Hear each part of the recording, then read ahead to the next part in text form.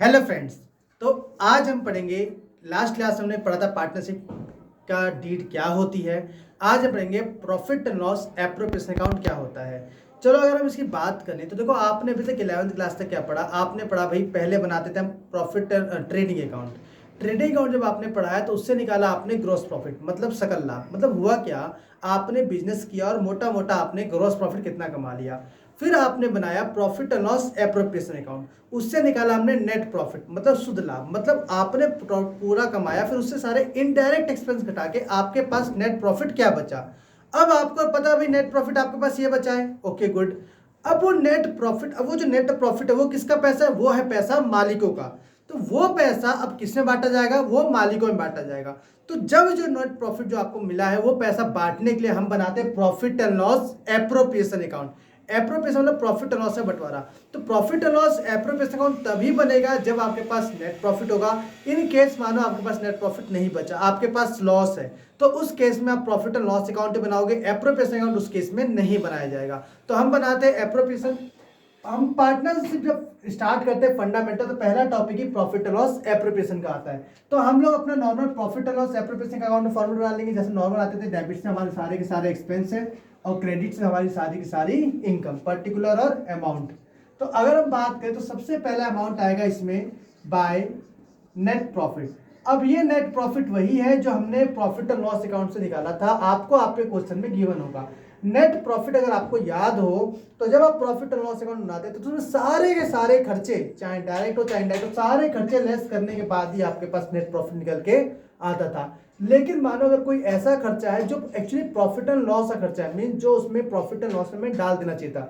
अब ऐसा कौन सा खर्चा है जो प्रॉफिट एंड लॉस में डाल देना चाहिए था लेकिन प्रॉफिट एंड लॉस एप्रोप्रिएशन में नहीं। तो देखो, जो भी खर्चा मालिक का है, मीन जो भी पार्टनर्स के खर्चे हैं, वो सारे आने वाले प्रॉफिट एंड लॉस एप्रोप्रिएशन। मतलब प्रॉफिट आया, प्रॉफिट के बाद मालिकों को, पार्टनर्स को पैसा देना है, तो वो किस में आएगा, प्रॉफिट एंड लॉस एप्रोप्रिएशन में। लेकिन जो भी आउटसाइडर है या जो ऐसा है जो प्रॉफिट पे चार्ज है आपको देना ही देना है, वो आपके प्रॉफिट एंड लॉस अकाउंट में आएगा। तो अगर ऐसा कोई खर्चा जो देना रह गया है तो हम यही लेस कर देंगे। मानो कोई मैनेजर एक्सपेंस आपका देना रह गया था तो यही लेस कर दोगे आप मैनेजर एक्सपेंस।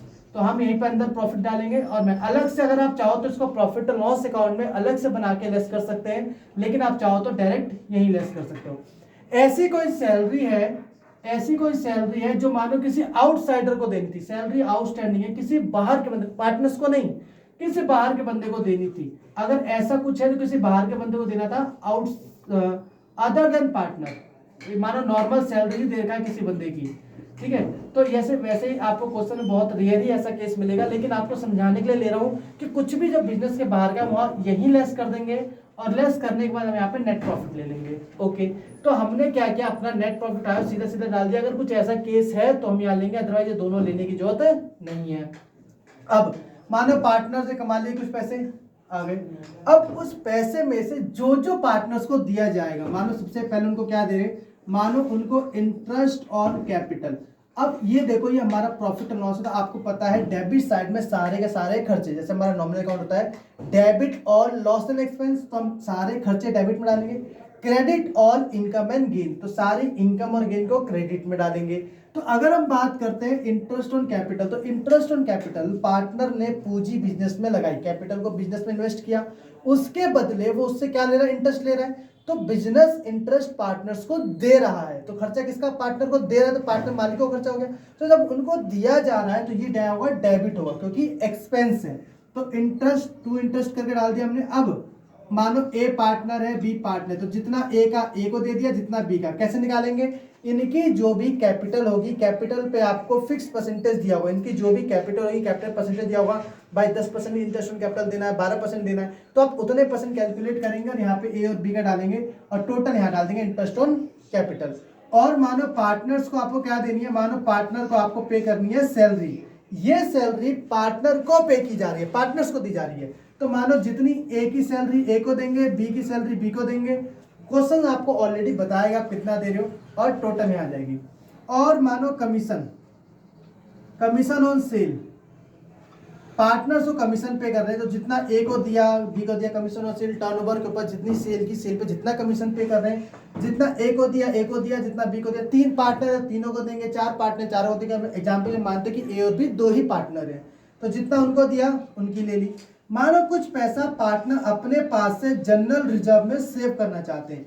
जनरल रिजर्व क्या होता है? तो कुछ पैसा ऐसा है जो हम बचा के रखना चाहते हैं फ्यूचर में होने के लिए, किसी भी तरह के एक्सपेंस लॉसेस या किसी भी तरह की दिक्कत परेशानी आती है तो वहां से हम यूज कर सकते हैं। तो जनरल रिजर्व मतलब ऐसा रिजर्व जो कहीं भी यूज किया जा सकता है। तो कुछ पैसा हमने पार्टनर्स ने अपने प्रॉफिट में से अपना क्या किया, इंटरेस्ट ऑन कैपिटल ले लिया, सैलरी ले ली, कमीशन, ये इनमें से दे रहे हैं हम लोग, इतना दे दिया, ये दे दिया, ये दे दिया, फिर जनरल जब भी दे दिया।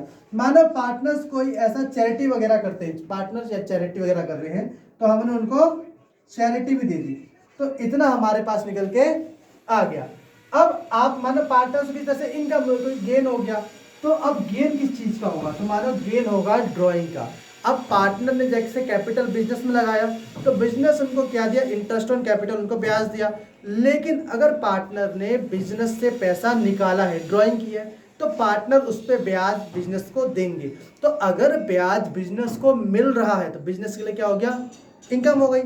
तो इसीलिए इंटरेस्ट ऑन कैपिटल खर्चा है क्योंकि बिजनेस पार्टनर्स को दे रहा है, लेकिन इंटरेस्ट ऑन ड्राइंग फायदा है क्योंकि पार्टनर बिजनेस को ब्याज दे रहे हैं। तो बाय इंटरेस्ट ऑन ड्राइंग। अब ये इंटरेस्ट ऑन ड्राइंग भाई कितना आएगा?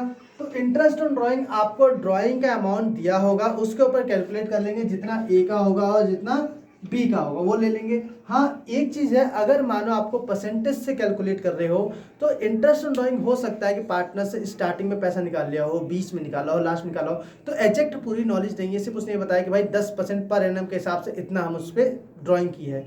तो हम ये मान के चलते हैं कि अभी जब तो कुछ एग्जैक्ट इंफॉर्मेशन नहीं दी है, तो हमें मानिए कि 6 मंथ का, तो मीन्स 6 मंथ की ही इंटरेस्ट लेना है। तो कहने का मतलब क्या है कि जितना भी आपको अगर परसेंटेज दे रखा है और आप उसे कैलकुलेट करके निकालते हो तो हमेशा उसका आधा लेंगे 6 महीने का। मतलब अगर पार्टनर्स की मानो ड्राइंग है उनके पास 1000 रुपये की, 1000 की ड्राइंग बताता है और कहता है कि उसमें 5% का उनको क्या लगता है, इंटरेस्ट। तो 1000 का 5% निकाला मैंने तो कितना, 50 पे आ गया। लेकिन अब उसने कोई एग्जैक्ट टाइम पीरियड नहीं दिया कि भाई 6 महीने निकाला, 3 महीने निकाला, सिर्फ उसने कहा 5% पर एनम, 5% पर एनम का। तो 50 में निकाले तो 50 का आधा कर देंगे तो कितना हो गया, 25। तो यहाँ पे हम इसको 25 लेने वाले। क्यों 25 लेने वाले? क्योंकि हमें टाइम नहीं पता, हमने उसका एवरेज कर दिया। तो इंटरेस्ट ऑन ड्राइंग हम यहाँ पे दोनों के ले लेंगे। तो अब आपके पास प्रॉफिट साइड में इसमें यही चीज आएंगी, तो ये आपके पास इनकम हो गई, इसका टोटल कर दिया हमने। ये आपके पास एक्सपेंस हो गई, इसका टोटल कर दिया हमने, नॉर्मल जैसा हम अभी तक करते आ रहे थे। और यहाँ पे जो आपका निकल के आने वाला है, यहाँ पे जो निकल के आएगा वो निकल के आएगा नेट प्रॉफिट। नेट प्रॉफिट ये इसके सबसे लास्ट में लिखा जाएगा नेट प्रॉफिट। आई थिंक शायद आपको वहाँ दिखाएंगे, तो इसलिए मैं यहाँ लिख रहा हूँ कि आपको विजिबल हो। तो यहाँ से क्या करेंगे, टोटल लेंगे, इसका टोटल सम किया मैंने, इनका टोटल सम किया एजेक्ट, इसके टोटल में से सारे के सारे खर्चे बैलेंसिंग किए, मतलब सारे खर्चे लेस किए। जो भी हमारे पास बचा वो क्या बचा हमारा, जो इसमें से सारे खर्चे लेस करने के बाद बचा वो आपका बचा यहाँ पे नेट प्रॉफिट। नेट प्रॉफिट जो भी आपका नेट प्रॉफिट आ गया, उन नेट प्रॉफिट को पार्टनर्स के अंदर मानो बाय नेट प्रॉफिट कह दो या सिर्फ प्रॉफिट कह दो, बाय प्रॉफिट ट्रांसफर कर रहे हैं, ट्रांसफर ए में और बी में, जो भी बचा वो ए और बी में बांट देंगे। कैसे बांटेंगे? तो उनके रेशो में बांट देंगे। रेशो में कैसे बांटा जाता है, अगर मैं आपको रेशो बांटना सिखाऊं तो मानो अगर एग्जांपल के लिए मैं आपको यही दिखा देता हूँ, एग्जांपल यहाँ देख लो। मानो उनके पास प्रॉफिट हुआ 10,000 रुपये का, टोटल यहाँ पे कितना बचा, सब कुछ लेस करके बैलेंस करके यहाँ बच गया 10,000 रुपये। 10,000 को ए और बी में, 10,000 को ए और बी में 3:2 में डिस्ट्रीब्यूट करना है, 3:2 में। तो आप क्या करोगे, आप ए का कैसे निकालोगे, ए का आप कहोगे भाई 10,000 3 ए का रेशो कितना था, 3, मतलब 3 हिस्से ए को मिलेंगे तो 3, और टोटल कितना, तो दोनों का सम करोगे तो 3 + 2 बराबर कितने हो गए, 5। तो हम दोनों का सम नीचे डालते हैं, तो अब कितना आ गया, 5 × 5, 5 दूनी 10, 2000। तो ए को मिलेंगे 2000 × 3 मतलब 6000। सेम बी को कितने मिलेंगे, बी को मिलेंगे 10,000, टोटल 10,000। बी का हिस्सा कितना था, 2, तो 2 ऊपर और दोनों का टोटल नीचे, तो 5 × 5, 5 × 10, 2000। तो बी को मिलेंगे टोटल 4000। तो ए को मिलेंगे कितने, ए को मिलेंगे भी 5000 और बी को मिलेंगे सॉरी ए को मिलेंगे 6,000 और बी को मिलेंगे 10,000।